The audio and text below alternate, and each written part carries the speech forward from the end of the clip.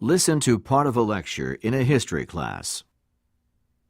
Frontier home design in the United States was greatly influenced by the provisions of the Homestead Act of 1862. The legislation gave settlers the right to open land, but mandated that homesteaders build a structure that was at least 10 by 12 feet and included at least one glass window. And they had to live on their homestead and improve the land for 5 years before their claim was recognized. Of course, when they first arrived, most homesteaders lived in their wagons or pitched tents until they filed claims and planted crops. And even then, knowing that fully half of the homesteaders wouldn't make it through the 5 years required to complete their claims, homesteaders tended to view the construction of their homes as semi-permanent dwellings. More likely, they'd build something better later or try to improve on what they'd built initially if they made it through the first 5 years. So, in addition to the requirements in the Homestead Act, the settlers needed a home that was easy to build, cheap, and maybe even disposable. Well, the log cabin's the construction that comes to mind when we think of Western settlements. But the plains and the prairies had so few trees that log construction was almost impossible. So the sod house was a practical solution for homesteaders on flat, treeless land. So how do you build a sod house? Well, first you wait for a rain that makes the earth soft. Then you use a sod cutter to form sod bricks about 2 or 3 feet square and a few inches thick. Then you stack the bricks to form walls and weave branches or twigs and grass into a roof that's finally covered with sod as well. Now, there were tremendous advantages to this type of construction. In the first place, it was very cheap. There are journals from the 1800s that document construction prices at about $2.50, and most of that was for the glass window. And it took very little time to build, probably a day or two, and the thick walls actually kept the house quite cool in the summer and fairly warm in the winter.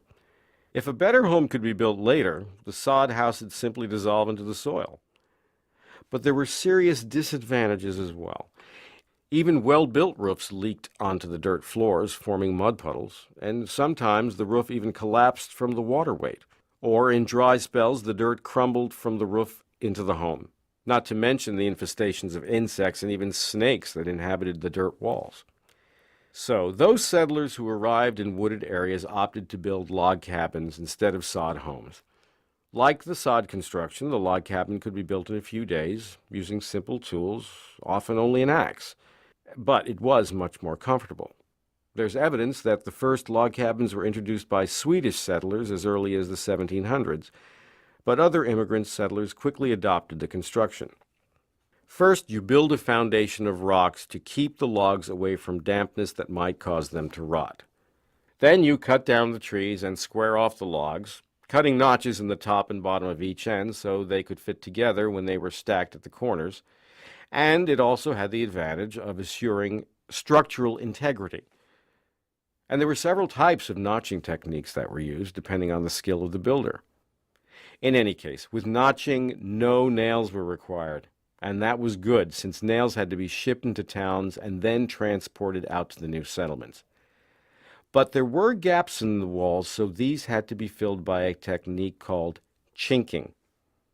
In chinking, grass, hay, moss, and mud were worked into rolls about 1 foot long and maybe 4 inches wide, and then they were inserted into the cracks between the logs. These rolls were commonly referred to as mudcats and were very effective in keeping out the cold and keeping in the heat. Of course, the tighter the logs, the fewer chinks were required, and that's important because the chinks were the weakest part of the cabin. And with the expansion and contraction that resulted from freezing and thawing, well, chinking tended to deteriorate and needed constant maintenance and repair. Okay, there was usually a stone or brick fireplace along one wall, and the roof was usually made of wood shingles.